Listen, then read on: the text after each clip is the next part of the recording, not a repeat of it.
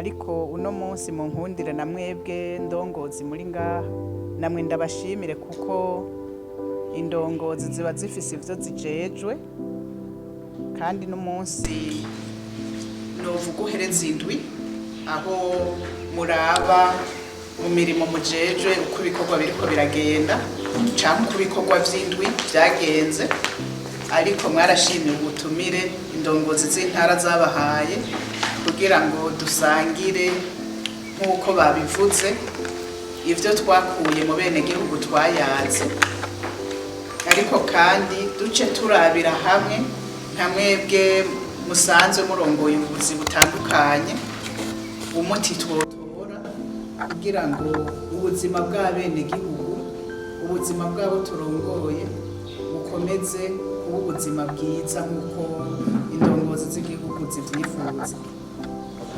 Nagiye kure rero muri komine ya Gasogo nk'uko babishikirije twasanze ibibazo nyamukuru bihari ari ibibazo vyo mu gisata c'ubutungane. Twari kumwe n'abarongoye ico gisata ku rwego rw'intara baravyiyumviye ahangira ndaza kigarukako hanyuma dusanga izindi ngorane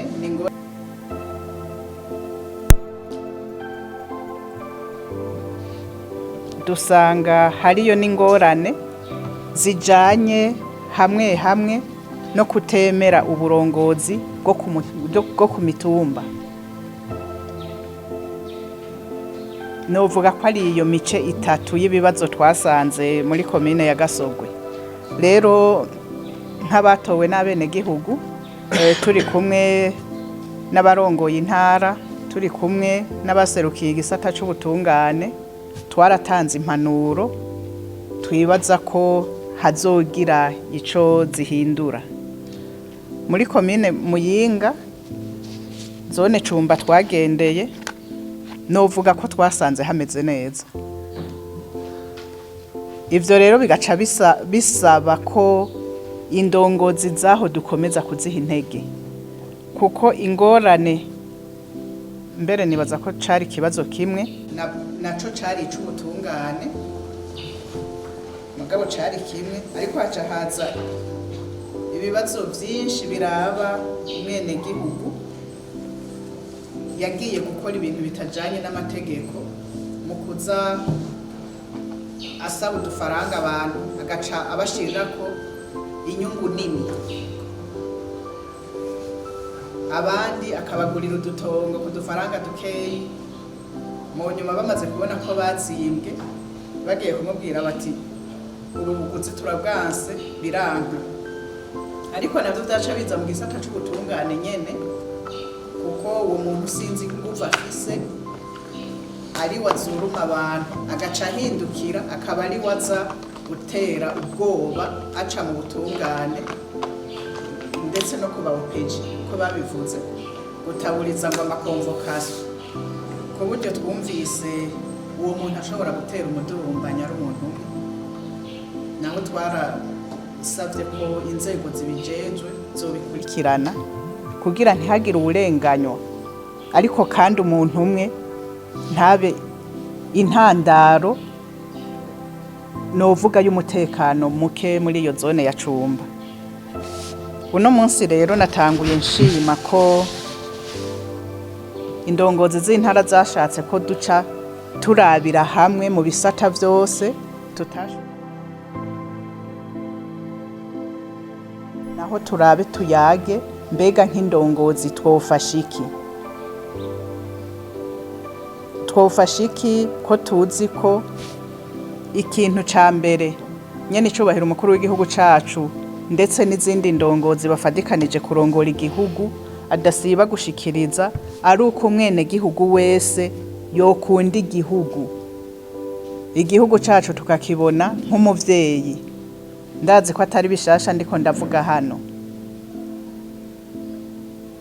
kuko abamaze kugendera hirya no hino barabona ko ahandi usanga umwene gihugu abona vy'ukuri yiyumvamo igihugu ciwe. Ivyo bikabonekera mu kugikingira, bikabonekera mu kutavuga amajambo atariyo ku gihugu, bikabonekera mu kwitwararika imigambi yose iza iteza imbere igihugu. Aha ko turi indongozi dusubira kwibukanya ko indongozi ari akarorero k'abandi. Indongozi nziza ihamagarirwa kuba icirore, kandi turashima ko mwebwe ndongozi bo mu ntara yacu ivyirore turabifise mu vy'ukuri. Kuri ubwo rero turabashimira cane. Ikindi nk'indongozi twokwibukanya nuko twokurikiza politiki y'igihugu mu bisata turongoye, kuko y'indongozi nkuru zatanze umurongo. Twebwe nk'indongozi zo ku rwego rw'intara de concentre nk'uko bivugwa mu gifaransa, dusabwa guca tuzikurikiza, ugaca uraba ingene uyishira mu ngiro ngahuri, gutyo uri indongozi nziza. Ibi rero ntivyokunda mu gihe tudakurikiza amategeko y'igihugu, amategeko n'amabwirizwa y'igihugu. Twebwe nk'indongozi umwe wese mu gisata kimujejwe ahamagarirwa kubikurikiza neza. Yego hariho igihe amategeko usanga asa n'ayagenda arata igihe, we wahuri ubona uti ngaha iki gihindutse gutya vyogenda neza. Navyo nk'indongozi nico gituma twebwe nk'abatowe duhitamwo kuza kuyaga namwe, kugira natwe ibwirizwa niryaza harya, integuro y'ibwirizwa niryaza, twibuke tuti uyu murongo baratubwiye kusa n'uwataye igihe, duheze tubikorereko, gutyo igihugu cacu kigume gitera kija imbere kidasigaye inyuma uravye ibindi bihugu.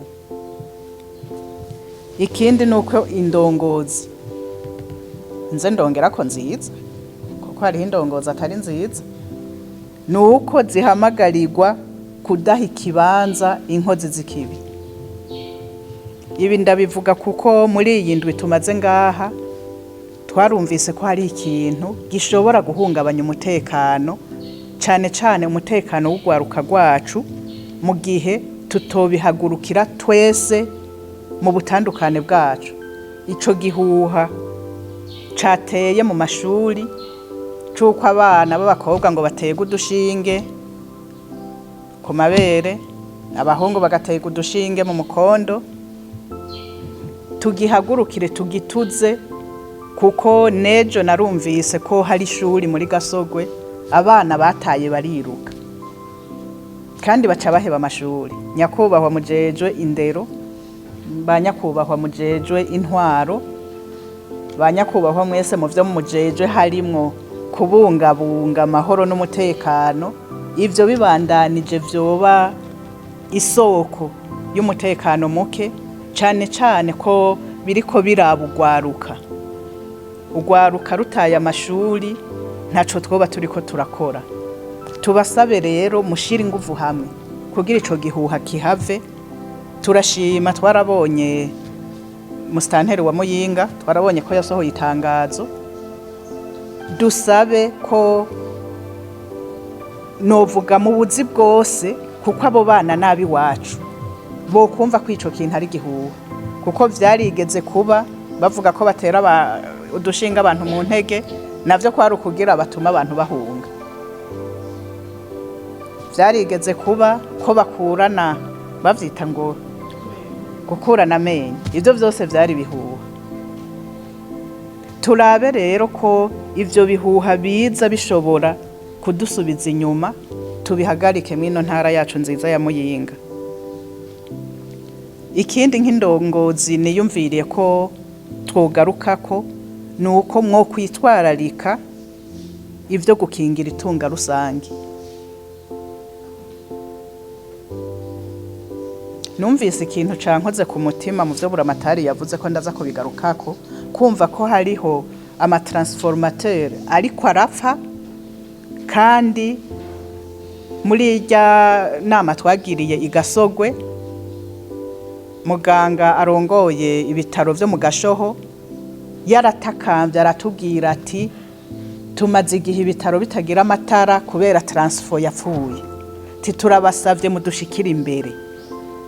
Umuntu rero agaca yibaza none abantu bari mu ico gisata barumva kwivya ari ibintu bikomeye. Aho numvise rero nyakubahwa amatari mushikirije ko hariho amatransfo yicaye numvise binkoze ku mutima. Abaserukiye regidezo ni baba bari ngaha nukuri bace bagikorana n'ababarongoye. Ndazi ko namaze kucandikira umushikiranganje ariko bagikorane n'ababarongoye mu minsi nukuri mike, tuvuge mu minsi mike ibitaro by'akarere byo mu Gashoho bizobifisa amatara, kuko bavuze ko ari transfo yapfuye. Mugabo murumva hari izindi transfo ziriko zirafira ngaha ataco ziriko zirakora. Murumva ko harimo ibintu bitajanye. Umuntu agaca yibaza ati none abarongoye ico gisata baramenya ibintu ko biriko biragenda. Indongozi nziza rero ihamagarirwa kwitwararika itunga rusange, kuko ivyo biri mu itunga rusange. Igahamagarirwa no kwitwararika imibereho myiza yabirongoye. Birababaje iyo umuntu arongoye igisata canke kiriya ari waba intandaro y'ingorane. Birababaje cyane kuko indongozi nziza ihamagarirwa kuba inyishu aho kuba ingorane, kuba inyishu yibiza biyigana vyose. Ndazi ko atari bishasha ndiko ndavuga, mugabo tuvyibukanije biradufasha. Wewe cugendura uti mbega hajya nicaye ico nohindura n'igiki.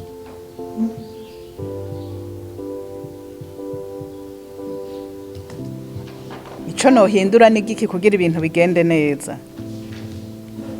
Ibi rero ntibishoboka mu gihe indongozi tumvise ko yokwamira ikiyumvira ibijanye n'ingene yohinduka ija mu ntambwe nziza. Performance, kugira performance.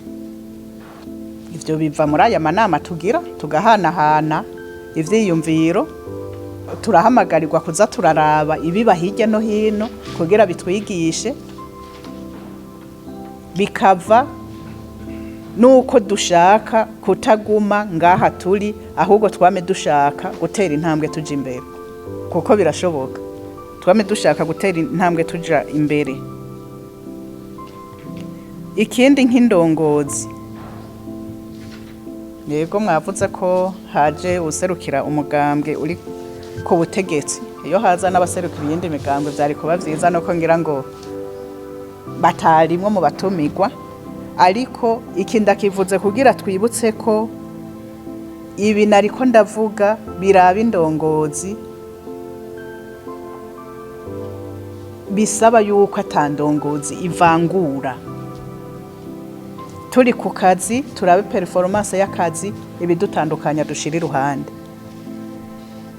Turi mu bikorwa vy'iterambere twumve ko twese bituraba, ntihagire uraba ngo biraba umugambwe uri ku butegetsi, kuko hubatswe ishuri twama tubivuga ryigwamwo n'abana bose, hubatswe ivuriro nico kimwe, hubatswe ibarabara nico kimwe. Twumve ko mw'iterambere ata politike ikwiye kuba intambamye. Ibi jewe narabishimye akanya naronse ko guca mu nama nshinga amateka ya Afrika y'ubuseruko.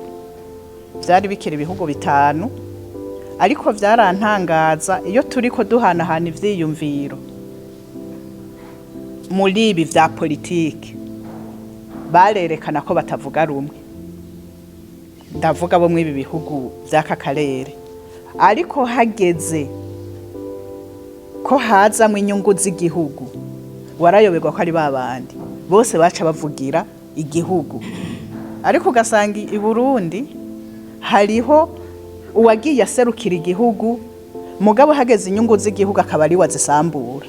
murumva yuko harimwo ubudasa mu iterambere nta politiki ijambo mugabo hageze ko mu migambwe itandukanye umwe avuga ati twebwe dushira imbere iki ivyo nibisanzwe hose birabaho twumve rero twebwe nk'indongozi kw'ivyo dutegerezwa kuvyitwararika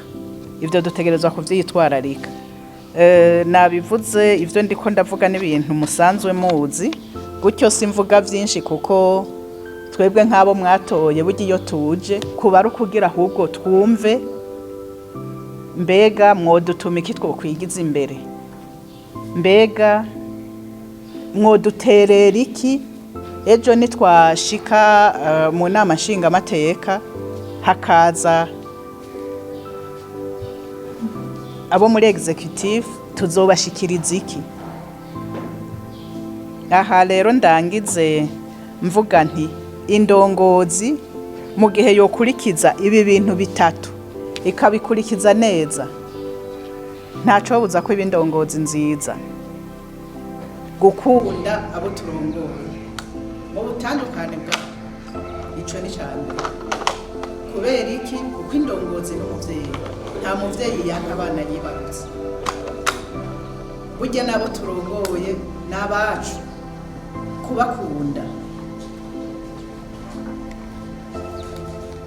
indongozi nziza igahamagarirwa kubaha abayirongoye ariko kandi kubaha n'abirongoye ica gatatu ihamagarirwa gukora n'umwete mwinshi